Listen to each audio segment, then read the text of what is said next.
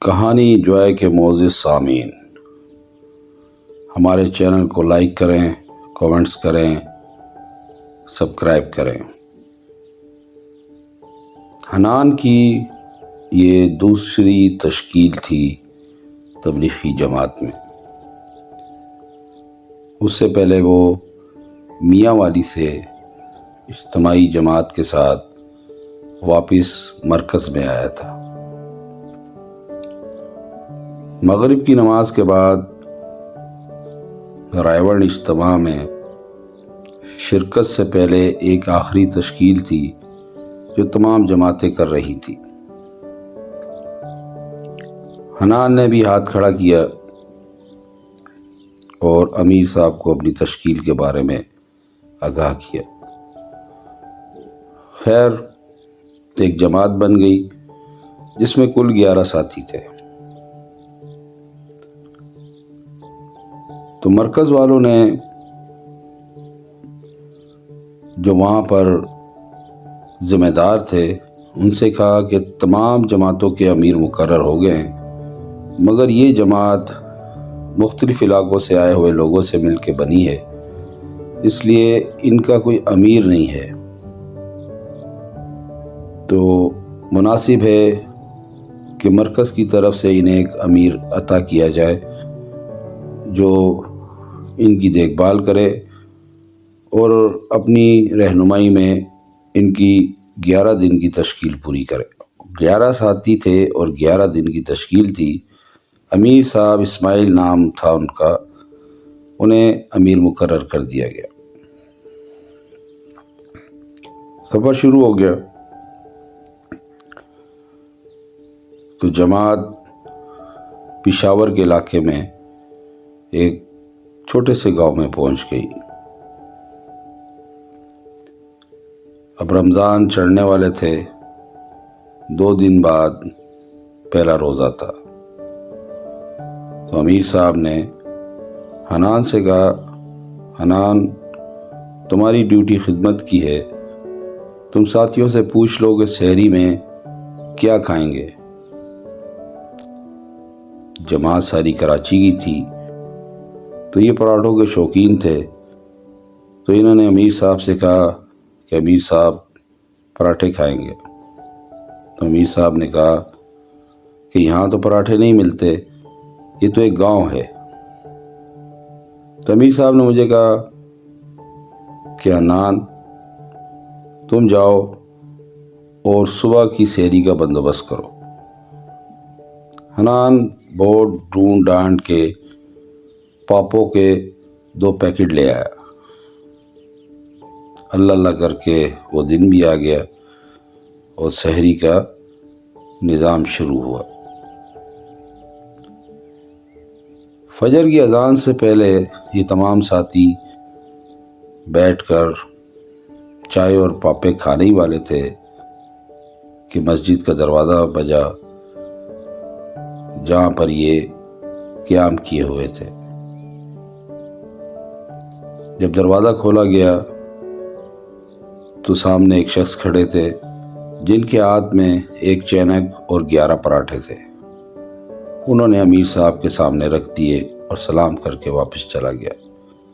امیر صاحب نے کہا، اللہ کا شکر کرو کہ تمہیں سحری میں اپنی من پسند پراٹھے کی خوراک مل گئی۔ ابھی وہ پراٹھے ہم تقسیم کرنے والے تھے کہ حنان کو پھر دوبارہ آواز آئی کہ جیسے باہر کوئی آواز دے رہا ہے۔ حنان باہر لپکا، اس نے دیکھا کہ 2 شخص اور کھڑے تھے، ان کے بھی ہاتھ میں ایک چینک اور پراٹھے تھے۔ اس طرح جب سب ساتھی ایک دوسرے کی شکلیں دیکھ رہے تھے تو سب کے سامنے ایک چینک اور 11 پراٹھے موجود تھے۔ یہ ایک معجزہ تھا جو حنان اپنی زندگی میں پہلی دفعہ دیکھ رہا تھا۔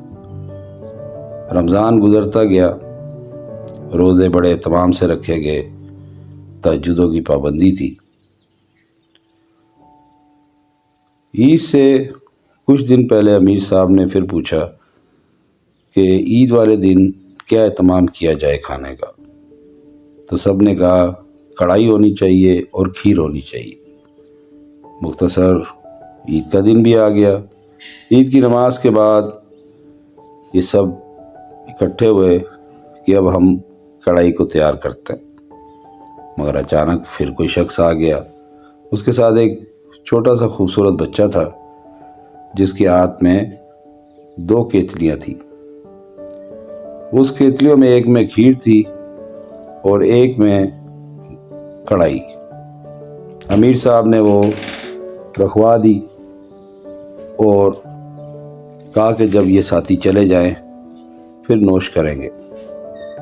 یہ ابھی بات ختم ہی ہوئی تھی کہ ایک اور ساتھی تشریف لے آئے جن کے پاس 2 پتیلیاں تھیں، اس میں ایک میں کھیر اور ایک میں کڑھائی۔ تو حنان بہت حیران ہوا۔ حنان پریشان بھی تھا کہ یہ کیا معاملہ ہے، مگر اس سے پہلے ایک حنان کے ساتھ ایسا واقعہ ہوا جو اس کی سمجھ میں نہیں آیا۔ رمضانوں میں 27ویں رات تھی تو امیر صاحب نے سب ساتھیوں کو کہا تھا کہ آپ دل لگا کے عبادت کرنا، اللہ تعالیٰ جسے بھی 27 کی رات دیتا ہے تو اسے اس رات بخار ہوتا ہے اور وہ رات ٹھنڈی ہوتی ہے۔ حنان نے دیکھا کہ سب ساتھی عبادت کرتے کرتے فجر سے کچھ پہلے سو گئے تھے، مگر حنان نے سوتے ہوئے یہ محسوس کیا تھا کہ امیر صاحب جن کا نام اسماعیل تھا وہ متواتر جاگ رہے تھے، نہ وہ سو رہے تھے نہ اونگ رہے تھے اور اللہ کا ذکر کیے جا رہے تھے۔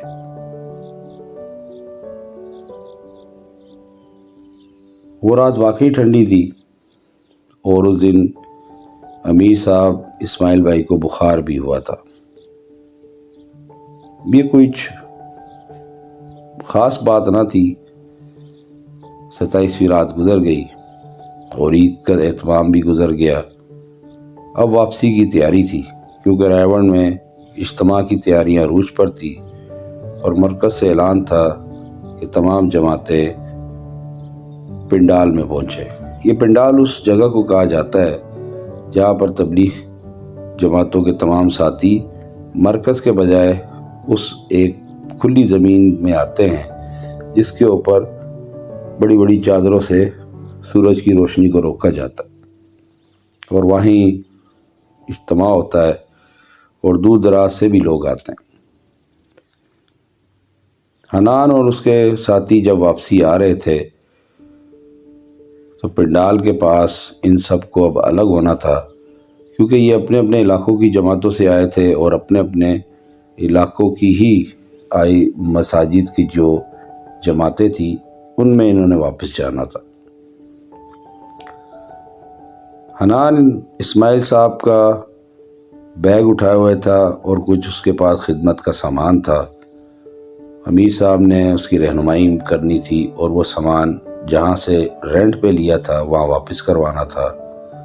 امیر صاحب اور حنان اس جگہ گئے اور سامان واپس کیا اور ان کو رقم ادا کی جو تمام ساتھیوں نے مشترکہ پہلے سے ادا کی ہوئی تھی۔ حنان اسماعیل بھائی سے بہت زیادہ متاثر تھا۔ ان کا لمبا قد کاٹ، باروب چہرہ، بارش داڑھی اور آنکھوں میں بڑی عجیب چمک تھی، اور کچھ ایسے لمحات بھی دوران تشکیل ہوئے تھے جو حنان نے محسوس کیے۔ جب حنان امیر صاحب سے جدا ہونے لگا تو اس نے کہا، امیر صاحب آپ ایک بات تو بتائیں، میں نے نوٹ کیا اس 11 دنوں میں آپ کبھی بھی کھانا نہیں کھاتے تھے اور آپ سوتے بھی بہت کم تھے، یا تو لیٹ جاتے تھے یا آپ 2 زانوں بیٹھ کے ذکر کیا کرتے تھے۔ تو آپ میری کوئی رہنمائی کریں، مجھے کچھ اچھی بات بتا کے جائیں اور یہ بھی بتائیں کہ آپ بغیر کھانا کھائے کیسے زندہ رہتے تھے۔ تو اسماعیل بھائی نے مسکرا کر حنان کی طرف دیکھا اور کہا، حنان ہمیں اجازت تو نہیں، مگر میں نے تمہیں بھی دیکھا ہے کہ تم ایک نیک بچے ہو، تو بیٹا میں انسان نہیں ہوں، دراصل میں جن ہوں اور میں عرصے سے تبلیغی جماعت کے ساتھ منسلک ہوں، اور جب کبھی کسی جماعت کا امیر نہیں ملتا تو ہم جیسے جنات کو آرڈر کیا جاتا ہے اور ہم آپ لوگوں میں گل مل کر آپ کی تشکیل کرواتے ہیں۔ اسی میں آپ نے جو معجزے دیکھے وہ در حقیقت میں صحیح ہے، اور ہم جنات ہیں، ہم آپ لوگ کا پکا ہوا نہیں کھاتے، ہم آگ سے بنے۔ جب حنان پہ یہ راز فاش ہوا تو وہ خوف زدہ سا ہو گیا کہ میں نے 11 دن ایک جن کے ساتھ گزارے۔ تو اسماعیل صاحب مسکراتے ہوئے ایک طرف چل دیے اور کہا حنان اپنی تشکیلیں پوری کرنا، خدا حافظ۔ تو دوستو یہ کہانی آپ کو کیسی لگی؟ اچھی لگے تو لائک کریں، کمنٹس کریں، سبسکرائب کریں، شکریہ۔